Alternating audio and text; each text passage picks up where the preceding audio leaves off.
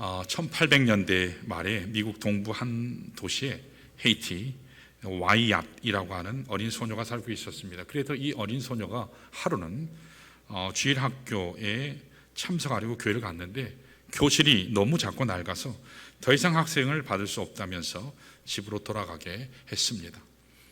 이것이 헤이티에게는 큰 충격이 됐습니다.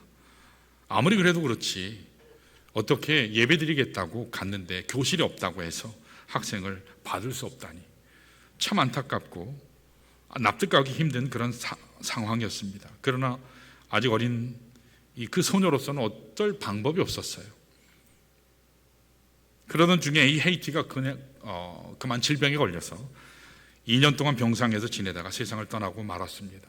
그녀가 죽고 난 후에 그녀의 침상 베개 밑에 작은 지갑 1개와 메모지 1장이 발견됐습니다. 지갑을 열어보니까 그 안에 57센트, 오늘로 얘기하면 700원이에요.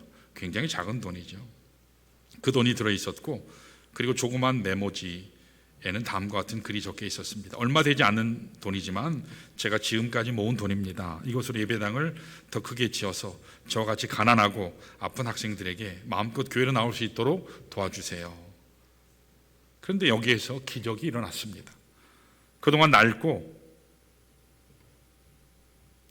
비좁은 이 교실을 보면서 수많은 아이들이 발길을 돌리는 것을 바라보면서 무관심했던 수많은 어른들의 마음속에 가책이 일어났습니다.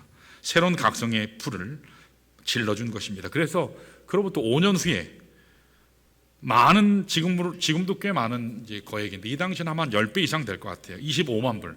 지금으로는 한 3억 2천만 원 정도 되는데 아마 수십 배가 될 거예요. 이것보다는.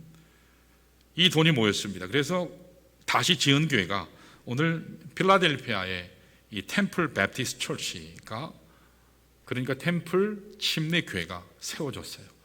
필라델피아에도 한인이 굉장히 많거든요. 한인 교회가 참 많습니다. 그리고 나서 몇 년 뒤에 당시 교회 담임이었던 러셀 콘웰 목사님께서 이 템플 유니버시티, 템플 대학을 시작을 하셨어요. 지금도 템플 대학이 미국에 있어요. 한국에서도 템플 대학 졸업한 목사님들도 꽤 많고 또 일반인들도 꽤 많아요. 그리고는 특별히 극빈자들을 섬기기 위해서 또 병원까지 세웠어요. 그래서 템플 하스피털, 그러니까 템플 병원도 세웠습니다. 이 작은 어린아이의 헌신 57센트, 이 어린아이가 드린 이것이 무슨 기적을 이룰까 했는데 엄청난 일이 일어났어요. 교회가 지어졌고 대학이 지어졌고 병원이 시작되는 출발점이 됐다는 겁니다. 여러분, 위대한 기적은 수많은 사람들이나 수많은 영웅들에 의해서만 만들어지는 것이 아니라는 겁니다. 진실된 한 사람의 헌신, 작게 보이지만 한 사람이 순전한 믿음을 가지고 하나님 앞에 기도하고 눈물을 쏟아부을 때 그가 있는 그곳에 기적이 일어나는 것입니다. 오늘 여러분과 제가 이 세상을 변화시키기 위해서 모든 사람들이 다 마음이 하나가 되고 모든 공동 결의를 하고 함께 움직일 때까지 기다려야 되는 것만은 아니에요. 내가 먼저 시작하면 됩니다. 나 한 사람이 먼저 하나님 앞에서 바로 서기 시작하면 내가 하나님 앞에 향기나는 제물이 되어서 하나님 앞에 나의 삶을 먼저 드리면 내가 있는 바로 그곳에서 새로운 축복의 향기가 시작된다라는 것입니다. 그때 하나님의 기적으로 말미암는 새 축복의 변화가 일어나는 것입니다. 오늘 함께 우리 말씀을 읽었는데 참 좋은 예예요. 너무 잘하는 말씀입니다. 여기 있는 본문은 예수님께서 공생애를 시작하시면서 첫 번째 행하셨던 기적 사건이에요. 사실은 이 요한복음에는 예수님의 기적 사건이 7번 나오거든요. 7가지. 이것을 매주마다 7주 동안 제가 연속해서 할까 하다가 사실은 이게 복음에 대한 이야기거든요. 그래서 너무 애끼시면 계속 드시면 취할 것 같아서 제가 중간중간 말씀을 드리도록 하겠습니다. 자, 우리 한번 1절, 2절 한번 볼까요? 이 기적이 일어난 장소가 어디였나? 이렇게 묘사해요. 우리 1절, 2절 같이 읽습니다. 시작. 사흘째 되던 날 갈릴리 가나에 혼례가 있어 예수의 어머니도 거기 계시고 예수와 그 제자들도 혼례의 청함을 받았더니 라고 그랬습니다. 여러분, 우리가 요한복음 1장과 2장을 이렇게 쭉 읽어보시면 사실은 예수님께서 제자를 이렇게 모은 지 얼마 되지 않는 시점이에요. 많은 성서학자들은 일주일이 채 되지 않았을 거다, 일주일이 채 되지 않았을 거라고 얘기해요. 여러분, 예수님께서 제자들을 처음 모으자마자 제자들을 데리고 간 장소가 지금 어디였죠? 가나 혼인잔치예요. 결혼식장에 데리고 가셨어요. 우리 생각과는 굉장히 다른 것 같아요. 우리 상식으로는 예수님 정도 되면 제자들 처음 모았다면 기도원에 가셔서 스파르타로 야, 기도는 이렇게 하는 거야 하고 기도를 아주 굉장히 잘 훈련시키는 것이 옳을 것 같은데, 뜻밖에도 주님은 지금 혼인잔치에 데려가셨어요. 예수님 정도쯤 되면 성전에 올라가셔서 하나님 앞에 예배 드리는 것이 이렇게 드리는 거야, 그 거룩함에 대해서 가르치실 것 같은데, 그게 합당할 것 같은데, 뜻밖에도 예수님은 사람들이 북적북적대는 세상에 모든 사람들이 함께 모여서 움직이는 잔치집에, 혼례 잔치에 사람들, 특별히 제자들을 데리고 가셨다는 거예요. 여러분, 왜 예수님이 제자들을 처음 모으자마자 처음으로 데리고 간 곳이 보여준 상황이 혼인 잔치집이었을까요? 여러 가지 많은 의미가 있겠지만, 그러나 저는 확신컨대 그것은 그리스도인의 삶의 본질을 설명하시기 위해서 데리고 가셨다고 생각이 돼요. 여러분, 그리스도인의 삶의 본질이라고 하는 것은요, 그리스도인끼리만, 우리들끼리만 산에 올라가서 기도하는 것, 우리끼리만 예배 자리에서 거룩하게 예배 드리는 것, 그것만이 아니라는 거예요. 또 세상으로부터 완전히 격리되는 삶만 사는 것이 아니라는 거예요. 오히려 그리스도인의 삶의 본질은 세상 속으로 들어가서 빛이 되고 소금이 되는 것, 향기가 되는 것이라고 우리 주님께서 설명해 주시기 위해서 여기에 데려가셨다고 생각이 돼요. 그런데 3절 말씀을 보시면 여기 갔더니 한 가지 문제가 생겼습니다. 어떤 문제죠? 포도주가 모자란지라 그랬어요. 여러분, 혼인잔치집에 떡이 모자란 건 좀 괜찮아요. 반찬이 좀 부족한 건 뭐 넘어갈 수 있어요. 자, 그런데 이스라엘, 이 유대 사회에서 결혼식에 있어서 잔치집에 포도주가 떨어졌다, 이건 치명적이에요. 굉장히 문제가 많습니다. 아마 처음에는 분명히 넉넉하게 준비했을 거예요. 그런데 예상보다 손님들이 너무 많이 찾아오는 바람에 준비했던 포도주가 아마 다 떨어진 것 같아요. 이것은 사실 우리 인생 모두가 경험하고 있는 피할 수 없는 우리 인생 모습 중 하나가 아닌가요? 우리가 인생을 살아가는 우리의 삶의 현장 속에는요, 언제나 모자람이 있어요. 언제나 모자람이 있어요. 항상 모자람이 있는 것이 우리의 삶의 현실입니다. 여러분의 가정이 완벽한가요? 우리 가정에는요, 모자람이 있어요. 남편에게 모자람이 있습니다. 아내에게 모자람이 있습니다. 어느 가정이든지 완벽으로 꽉 차 있는 가정은 없어요. 모자람이 있는 가정, 그것이 일반적입니다. 모자람이 없는 가정은 존재하지 않아요. 여러분의 직장이나 여러분의 사업 터전이 완벽합니까? 아니요. 저는 모자람이 있다고 생각이 돼요. 이 직장이 괜찮나 해서 가보면 모자람이 있어요. 그래서 또 옮기면 거기도 또 모자람이 있어요. 여기서 장사를 하면 잘 될까 싶은데 모자람이 있어요. 또 다른 데 가서 해보면 또 모자람이 있어요. 심지어는 우리가 몸담고 있는 신앙생활하는 이 공동체 안에, 교회 공동체 안에도 모자람이 없을까요? 많아요. 수많은 문제가 있습니다. 수많은 모자람이 있습니다. 제 개인적으로도 모자람이 많아요. 또 우리 교회 나오시는 성도들도 마찬가지죠. 우리들에게 다 모자람이 있어요. 우리는 완벽하지 않습니다. 우리 교회 자체를 보아도 모자라는 것이 있어요. 모든 사람들이 완벽한 자가 아니기 때문에 우리가 몸담고 있는 신앙 공동체 안에도 모자람의 현실이 분명히 있습니다. 그러므로 오늘 우리들에게 마땅한 신앙 자세가 무엇일까요? 이 모자람의 현실을 보았을 때 이 교회는 왜 이래? 좀 난 줄 알았는데. 이렇게 소리치며 모자람을 들춰내는 것, 지적하는 것, 정죄하는 것, 파헤치는 것, 비판하는 것일까요? 아닙니다. 내가 어떻게 하면 이 모자란, 내가 속한 교회 공동체 현실 속에서 내가 들어가서 이 모자람을 내가 채워주며 살 수 있을까? 이것이 우리들의 관심사가 되어야 될 줄 믿습니다. 우리 모두는 모자라요. 부족해요. 그래야 진실로 하나님께서 기뻐하시는 성숙한 성도가 될 수 있어요. 여러분, 비판하는 것은 아무나 다 할 수 있어요. 지적하는 것은 누구나 다 할 수 있어요. 그러나 그 모자람을 채워주는 것, 책임지는 것은요, 아무나 할 수 있는 게 아니죠. 오늘 여러분들은 하나님의 교회를 보실 때, 그리고 오늘 여러분의 가정과 사회 현장을 보실 때 모자람을 목격하면 여러분들은 어떻게 반응하십니까? 저것은 나의 문제가 아니야, 그러면서 구경만 하고 지나치십니까? 혹은 나를 어떻게 이렇게 대접할 수 있느냐 하면서 비판하실 거예요. 불평하실 겁니까? 대드실 겁니까? 아니면 이렇게 모자라기 때문에 하나님이 나를 여기에 보내셨구나, 이 모자람을 내가 채우리라, 그렇게 생각하십니까?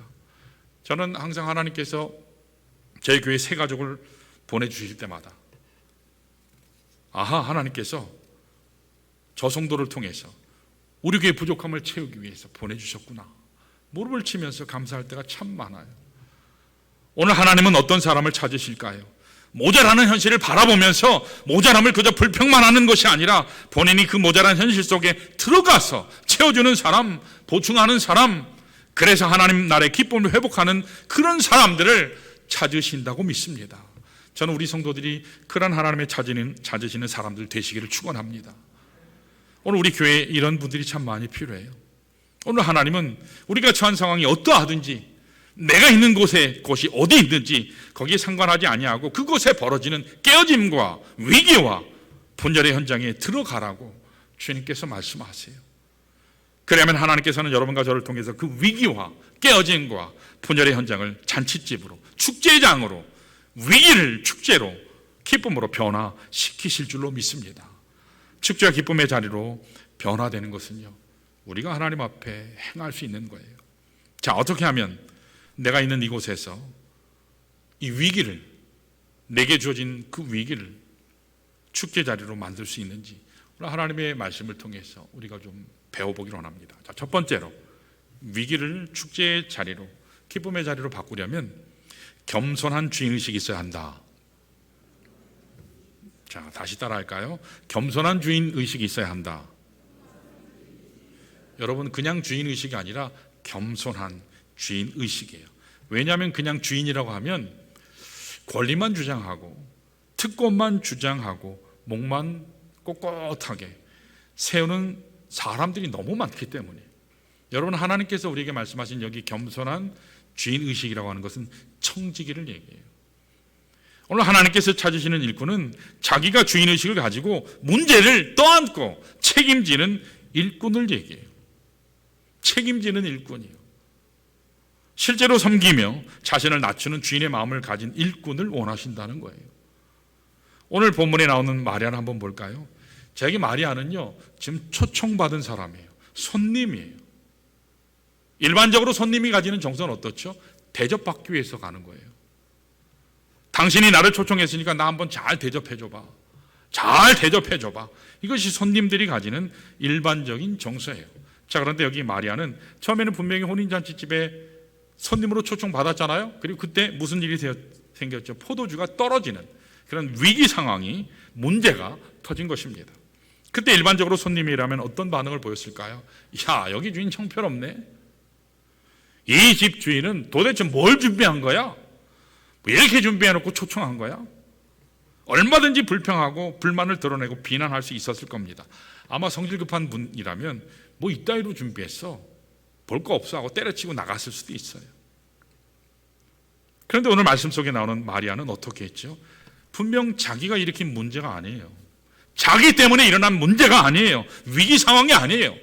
그 집 주인이 잘못해서 일어난 문제예요. 자, 그럼에도 불구하고 마리아는 마치 그 문제가 자기 문제인 것처럼 떠맡았어요. 그리고 처리하려고 노력하고 있습니다. 이게 바로 겸손한 주인의식입니다. 여러분들이 교회 나오셨을 때 그 여러 문제들과 약점들, 모자란 부분들을 보셨을 때 정말 주인의식, 겸손한 주인의식을 가진 사람이라면 내가 어떻게 하면 이 약한 부분을 보충할까? 내가 어떻게 하면 하나님의 영광을 가리지 않게 할까? 내가 어떻게 하면 내가 이 교회 안에서 할 수 있는 내 몫에 하나님께서 주시는 사명, 그 십자가를 내가 칠 수 있을까? 이것을 깨닫는 사람이에요. 이것을 발견하는 사람입니다. 그렇게 해서 하나님 앞에 자신을 드리는 사람이 바로 겸손한 주인의식을 가진 사람이라는 겁니다. 솔직히 말해서 여러분, 어떤 사람이 교회 일에 순전한 헌신으로 봉사하는지 아십니까? 늘 교회 문제만 보는 사람, 문제만 보는 것으로 끝나는 사람, 그런 사람은 진정한 헌신을 할 수 없습니다. 그러나 반대로 그 문제를 자신의 것으로 받아들여서 질서 있게 담당하고 하나님 앞에서 내가 어떻게 하면 그것을 믿음 안에서 해결할 수 있을까 생각하는 사람이에요. 고민하는 사람입니다. 그런 사람들이 참된 일꾼으로 주님을 섬길 수 있는 것입니다. 여러분, 우리 다음 세대를 두고 계속 기도하죠. 유치부, 주일학교, 중고등부, 청년부, 우리 다음 세대를 놓고 우리 아이들이, 자녀들이 왜 저런가 비난만 하고 요구만 한다면 다음 세대 우리 자녀들이 잘 성장할 수 있을까요? 성장할 수 없어요. 함께 헌신해야 돼요. 교사를 도와야 돼요. 한 걸음 더 나가서 우리 스스로가 교사가 되든지 사역의 장에 들어와서 함께 뛰어들어서 고민하고 아파하고 말씀으로 양육할 때 다음 세대가 아름답게 건강하게 성장할 수 있는 거예요. 여러분, 선교도 마찬가지예요. 아프리카에 어떤 사람들이 선교사로 가는 줄 아세요? 그냥 지도만 펴놓고 앉아서 야, 여기 가면 좋을 것 같은데, 문제만 보는 사람들, 여기에는 이런 문제가 있어, 여기는 정치적으로 문제가 많고 파벌이 심하고 여기는 뭐 착취가 심하고, 에티오피아에, 수단에, 그 외에 뭐 다른 우간다에 죽어가는 수많은 어린아이를 보면서 도대체 저들이 정치를 어떻게 했길래 이렇게밖에 못하나, 정치 시스템이나 정치 구조를 비판하고 공격하는 그런 사람들은 결코 아프리카 선교사로 갈 수 없어요. 가지도 않아요. 오히려 거기 죽어져가는 영혼들과 굶주린 어린아이들을 바라보면서 마치 그것이 자기의 책임인 것처럼, 자기의 문제인 것처럼 받아들이면서 어떻게 하면 이렇게 죽어가는 저 어린아이들을 내가 살릴 수 있을까, 저들에게 복음을 전할 수 있을까 생각하고 고민하는 사람들이 진짜 선교사로 가는 것입니다. 이게 바로 성경이 말씀하는 주님의 심정이에요. 예수님의 심정이 바로 이런 것입니다. 하나님께서 이 지상에 살고 있는 여러분과 저를 보았을 때 우리의 실상은 죄악 가운데 죽어가는 것이었어요. 그대로 두면 영원 불못이에요. 세상에 살 동안은 편안하게 안락하게 자기 좋은 것 하고 그렇게 추구하고 살지만, 그러나 결국은 죄의 삭은 사망이기 때문에, 그 후에는 심판이 있을 것이기 때문에 우리는 죽어져 가야 돼요. 하나님께서 죄 때문에 파멸되고 희망이 없고 절망 가운데 처참하게 죽어가는 우리 인생을 그저 보시기만 하면서, 야, 그거는 네가 죄 지어서 그런 거야, 너의 문제야, 나는 아무 상관없어, 그렇게 멀찍이 가만히 뒷짐지고 보고만 계셨더라면 결국 구속의 역사는 이 땅에 이루어질 수 없었습니다. 그러나 하나님은 어떠하셨죠? 우리의 고통을 자신의 고통으로 받으셨어요. 우리의 아픔을 자신의 아픔으로 느끼셨어요. 굶주리며 헐벗으며 소망이 없는 우리 인생을 참아볼 수 없어서 하나님이 인간이 되셔서 이 땅에 내려오셨어요. 인간은 절대로 하나님 앞에 다가갈 수 없기 때문에, 모든 사람이 죄를 지었으며 하나님의 영광을 이루지 못했기 때문에 그 하나님이 내려오셔야만 우리가 살 수 있기에 그 그리스도께서 인간이 되셔서 우리 문제 속에 뛰어들어오셨어요. 죽어주셨습니다. 모든 죄악의 짐들을 자신이 담당하셨어요. 그래서 우리에게 진정한 자유와 소망과 구원의 기쁨을 주신 것입니다. 오늘 우리들에게 이런 심정이 필요해요.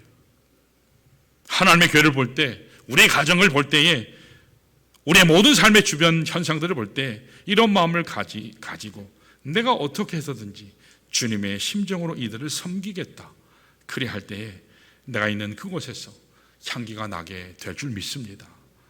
봉사 열매들이 맺히기 시작합니다. 하나님이 기뻐하시는 기쁨의 회복이 일어나게 된다는 사실입니다.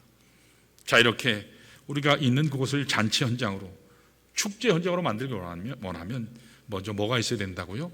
겸손한 주인의식이 있어야 돼요. 자, 두 번째로 따라할까요? 바른 해법을 알아야 한다.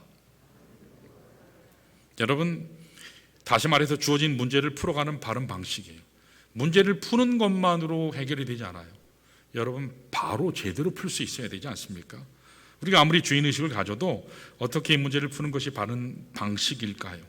이것을 알지 못하면 문제 해답을 만들 수가 없습니다. 자, 우리 본문 3절 한번 볼까요?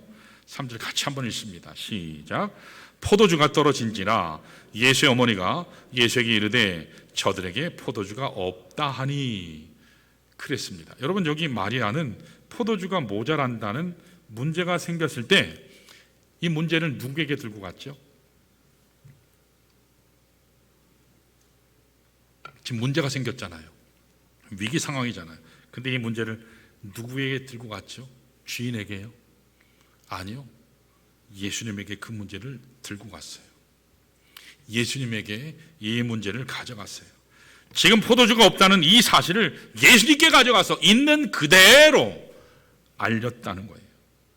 이것을 우리가 무엇이라 하느냐? 이걸 기도라 얘기해요.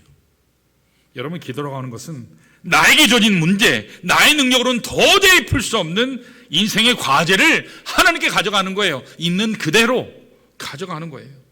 이것이 바로 기도입니다. 여러분과 제가 아무리 인생을 살면서 노력해도 우리 인생에 부족함이 여전히 있어요. 우리의 힘만으로는 채울 수가 없어요. 우리 가정의 부족한 부분, 여러분, 우리가 열심히 애써야 돼요. 노력해야 돼요. 최선을 다해야 돼요. 그럼에도 불구하고 채워지지 않는 것들이 있어요. 그것만으로 안 되더라는 거예요. 하나님의 교회에 부족한 것들이 분명히 있어요. 그런데 우리의 노력만으로 채워지지 않습니다. 어떻게 하면 체험받을 수 있다고요? 하나님께 나아가서 기도하는 겁니다. 기도할 때에 하나님이 친히 간섭하십니다. 하나님이 간섭하시면 기적이 일어납니다. 회복의 역사가 일어난다는 사실입니다. 오늘 수많은 사람들이 가정의 문제를 푸는데 부부끼리 풀려고 해요. 문제가 풀리지는 않습니다. 어떻게 해서 문제가 등장을 해요? 아내는 바가지를 긁고 남편은 맞받아치고 그러면서 계속 악순환이 돼요. 그렇게 몇 번 하다 보면 어떻게 되죠? 깨지는 건 가정밖에 없어요. 그렇게 해서는 문제가 해결되지 않죠. 어떻게 하면 될까요? 하나님 앞에 가져가는 겁니다. 여러분, 하나님 앞에 가져가시기를 축원합니다. 하나님께 가져가야 해결이 돼요. 따지지 말고 하나님께 가져가세요. 하나님께 은혜를 구하세요. 그러면 하나님께서 해답을 주십니다. 교회 문제도 마찬가지예요. 교회는 세상이 아니에요. 회사가 아니에요. 기업이 아니에요. 오늘 수많은 교회들이 문제를 가지고 있습니다. 문제가 생겼을 때 성도들이 가져야 가장 중요한 자세가 뭔지 아세요? 이것저것 몰려다니면서 사람들에게 떠드는 게 아니에요. 이야기를 하는 게 아니에요. 내 편 만드는 게 아닙니다. 문제가 그래서 해결이 안 돼요. 여러분, 소문이라고 하는 것은요, 언제나 과장이 있기 마련이에요. 그래서 얼마나 답답한지 우리 이재원 목사님 맞죠? 오늘의 교회 이재원 목사님 하도 소문이 험악하게 나니까 나중에 소문 실명제라는 걸 만들었어요. 그 소문의 원천이 누구냐 이름을 따지기 시작했어요.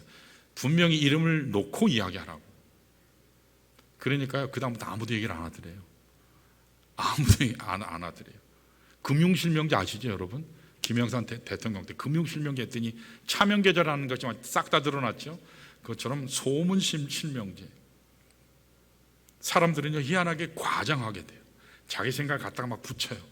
해설을 해요. 소문이라고 하는 것은 언제나 과장이 있기 마련입니다. 사람들끼리 만나서 아무리 토론하고 생각을 나눠봐도 그것으로 문제가 해결이 안 돼요. 제가 목회하면서 참 많이 느끼는 것은 어떤 성도 얘기를 들으면, A라는 성도 얘기를 들으면 다 맞아요. 그 상대는 정말 나쁜 사람이에요. 자, 그런데 제가 그 얘기만 듣고 잘못 판단한 경우가 얼마나 많은지 몰라요. 그 상대 얘기도 또 들어봐야 돼요. 들어보면 또 이 사람 얘기 들으면 이 사람이 또 죽일 사람이에요. 그래도 두 얘기를 다 듣고 하나님 앞에 철저하게 기도하고 퍼즐이 완전히 맞춰질 때까지, 그리고도 하나님의 은혜를 구할 때 문제가 해결되더라고요. 한편 말 들었다가는 절단 나요. 여러분, 가정 문제도 마찬가지고 회사 다닐 때도 마찬가지 아니에요? 인간관계 할 때도요. 한편 말 만드는 사람은요, 삼류예요. 삼류. 다 들어보고 그리고도 결정해도 결코 늦지 않아요. 여러분, 교회 문제가 생길 때 어떻게 해야 된다고요? 먼저 하나님 재단 앞에 무릎 꿇는 겁니다. 자녀의 문제가 생겼어요. 뭐 해야 된다고요? 하나님의 재단 앞에 나가서 무릎 꿇는 거예요. 나의 사업에 생업에 문제가 생겼어요. 어디 가야 돼요? 하나님 재단 앞에 무릎 꿇는 겁니다. 하나님의 은혜를 간구하는 겁니다. 교회 문제가 생겼을 때 하나님께 전 성도들이 함께 모여서 기도하면 하나님이 정답을 주세요. 여러분, 정답은 하나님께로부터 오는 거예요. 사람에게로부터 오는 게 아닙니다. 교회는 여론으로 이루는 게 아니에요. 철저하게 하나님이 아시는 거예요. 하나님이 그 문제를 풀어주시는 거예요.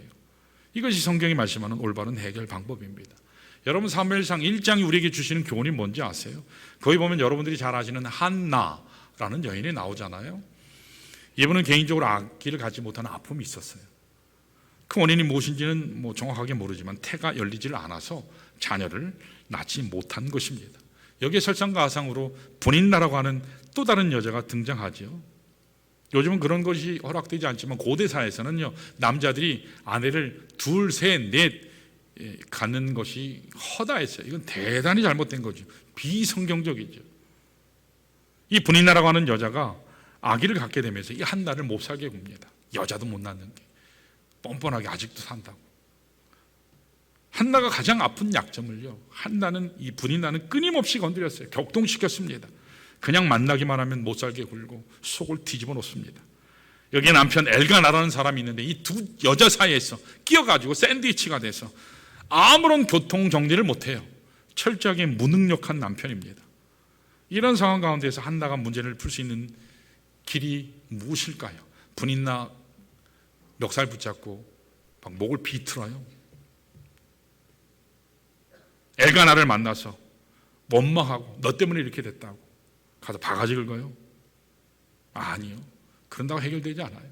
하나는 어디로 갔지요? 여호와의 전으로 갔어요. 하나님 앞에 갔습니다. 하나님의 성전에 들어가서 하나님과 단둘이 만나서 거기에서 통곡했어요. 하나님 앞에 자신의 깊은 상처, 깊은 아픔, 깊은 외로움, 그 아픔을 토로했을 때 하나님이 준비하신 정답을 주셨어요. 그 정답이 무엇인지 아십니까? 사무엘이라고 하는 아들이에요. 여러분, 사무엘의 이름의 뜻이 뭔지 아세요? 하나님이 들으셨다. 여러분, 하나님이 들으시면 다 끝날 줄 믿습니다. 여러분, 사람이 아무리 들어도 소용없어요. 하나님이 들으시면 여러분은 한 번에 해결될 줄 믿습니다. 하나님께 나가서 기도하세요. 하나님께 간구하세요. 하나님, 나의 문제가 있습니다. 그 누구에게도 말할 수 없는 나의 아픔이 있습니다. 하나님 들어주십시오. 그때 하나님께서요, 최상의 답을 주셨어요. 그래서 지은 이름이 사무엘이에요. 하나님이 들으셨다. 그래서 지은 이름이 사무엘이에요. 사무엘 이름이 얼마나 좋은지 몰라요. 그래서 여러분, 이 사무엘은 이스라엘의 가장 위대한 지도자 중에 한 사람이었죠. 왕정시대와 사사시대를 이렇게 연 사람이에요. 사사시대에서 왕정시대로 넘어가게 했고, 그리고 두 왕, 다윗과 사울을 기름 부어 세운 왕이죠.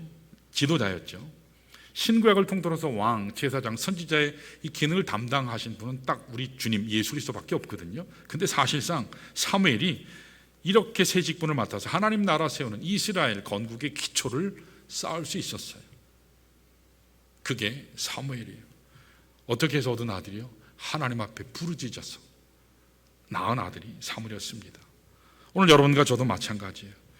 우리가 모자람의 현실 속에 들어가서 어떻게 그 문제를 풀 것입니까? 내 가정에 수많은 문제들 속에서 어떻게 그 문제의 답을 얻어낼 것입니까? 이 세상에는 답이 없어요. 사람에게서는 답이 나오질 않아요. 오직 하나님으로부터만 나오는 줄로 믿습니다. 하나님께 가져가세요. 하나님께 기도하세요. 그러면 하나님이 들으세요. 그때 여러분, 새 잔치가, 새 축제 역사가 여러분 삶 앞에 펼쳐질 줄로 믿습니다. 자, 이와 같이 겸손한 주인의식을 가지고 하나님께 기도하시기 바랍니다. 자, 마지막 세 번째 따라할까요? 온전한 순종이 있어야 한다. 자, 여러분 다 같이 4절을 보시면 마리아가 예수님께 그 문제를 가져갔는데 예수님의 반응이 어땠나 한번 보세요. 우리 4절 읽습니다. 시작. 예수께서 이르시되 여자여, 나와 무슨 상관이 있나이까? 내 때가 아직 이르지 아니하였나이다. 여러분, 여기 얼핏 보면 예수님께서 어머니 마리아의 요청을 거절하는 것처럼 보여요. 자, 그런데 이 말씀은 그런 뜻이 아니에요. 여기서 여자여, 그러니까 많은 사람들이 아니, 지 엄마한테 저런 싸가지, 저런 천박한, 저런 싹퉁바가지, 이렇게 얘기할 수도 있을지 몰라요. 그런데 여러분, 그게 아니에요. 히브리어 어법을 몰라서 그래요. 히브리어 어법에서는요, 여자여라고 하는 것은요, 아주 존경하는 경칭의 말이에요. 이게 영어식으로 얘기하면 매담.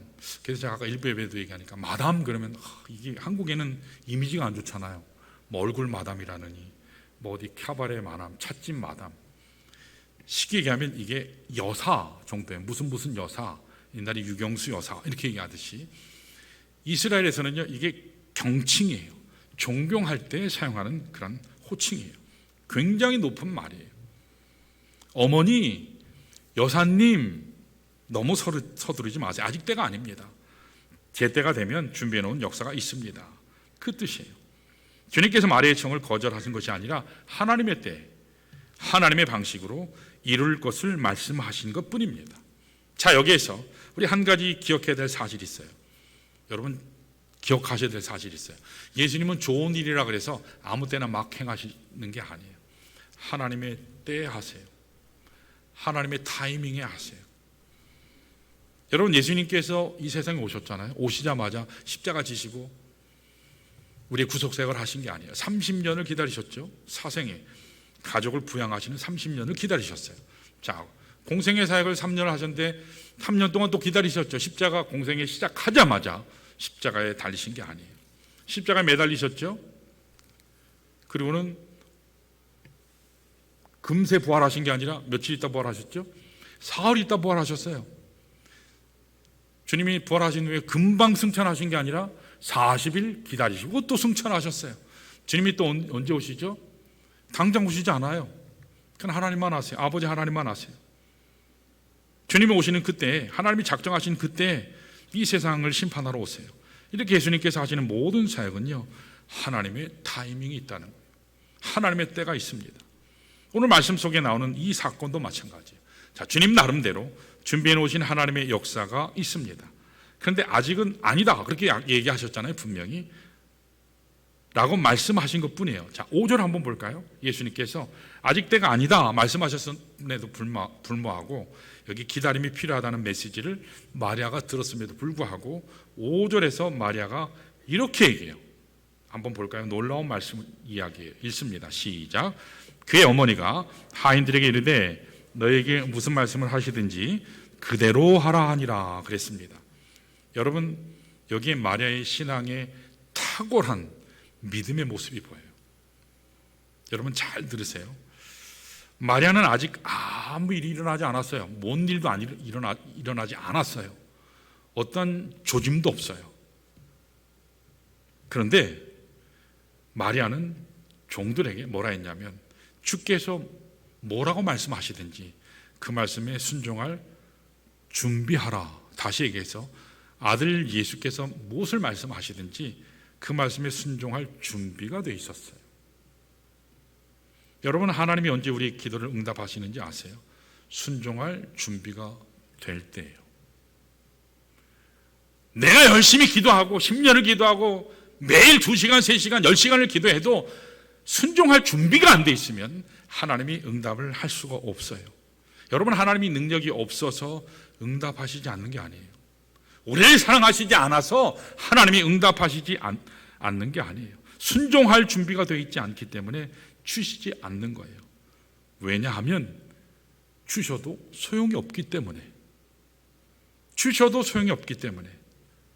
주시지 못하시는 거예요. 여러분 아무 때나 주시는 게 아니에요. 순종할 준비가 되어 있고 믿음의 결단이 준비되어 있을 때 하나님께서 응답해 주시는 거예요. 근데 많은 경우에 기도도 안 해요. 그러면서 하나님 앞에 불평만 해요. 하나님이 안 들어주신다고. 기도는 열심히 하는데 순종할 준비가 안 돼 있어요. 믿음의 결단이 준비가 돼 있질 않아요. 그래서 하나님께서 주시지 못하는 거예요. 근데 여기 마리아는요 이미 순종할 것을 결심하고 무슨 말씀을 하시든지 예 주님 제가 행하겠습니다. 뭐라고 말씀하시든지 순종할 준비를 하고 주님 분부를 딱 기다리고 있는 이런 자세를 취하고 있는 거예요. 자, 그런데 7절에 보니까 예수님께서 분부를 하시는데 이거 하기 어려운 분부를 하시네요. 자, 보세요. 우리 한번 6절을 먼저 읽어볼까요? 6절 같이 읽습니다. 시작. 거기에 유대인의 정결 예식을 따라 두세 통 드는 돌 항아리 6이 놓였는지라 그랬습니다. 여러분 지금 그 잔치집 앞에 보니까 큰 돌 항아리 6개가 놓여 있대요. 이것은 결례를 행하기 위한 그런 항아리예요. 더 쉽게 얘기하면 이스라엘은 이 사막지대잖아요. 먼지가 많아요. 그래서 나갔다가 들어오면 발과 손이 더러우니까 손발을 깨끗하게 씻고 집에 들어가요. 그리고 음식도 먹는 거예요. 그걸 하기 위한 것이 정결 예식을 하기 위한 것을 결례라고 얘기하거든요. 그걸 위해 준비한 것이 항아리예요. 자, 결례라고 하는 것은 아까 말씀드린 것처럼 이스라엘 사람들이 바깥에 다녀오면 손발 닦고 발을 씻게 하는 예식이에요. 6개 항아리가 거기에 있어요. 바로 그 목적으로 준비된 거예요. 자, 그런데 이 하나님의 물을 포도주로 바꾼 이 사역을 부정하고 싶어하는 자유주의자들이, 그런 주석가들은 뭐라 하냐면, 원래 술을 담아 놓았는데 술이 말라서 물을 부어서 포도주가 됐다. 그 안에 어느 정도 포도주가 있었는데 그 희석돼서 된 것이지 그게 물이 포도주가 된 게 아니다. 섞여서 된 거다. 그렇게 얘기하는 사람들이 있어요. 근데 그게 아니에요. 분명히 오늘 말씀에 뭐라고 했죠? 결례를 행하기 위해서 그냥 물을 담아놓은 항아리다. 그렇게 말씀해요. 자, 계속 7절 한번 볼까요? 자, 7절 한번 읽습니다. 시작. 예수께서 그들에게 이르시되 항아리에 물을 채우라 하신즉 아기까지 채우니 라고 말씀하세요. 여러분, 지금 여기 잔치집에서 문제가 뭐였죠? 원래 포도주가 모자란 거예요.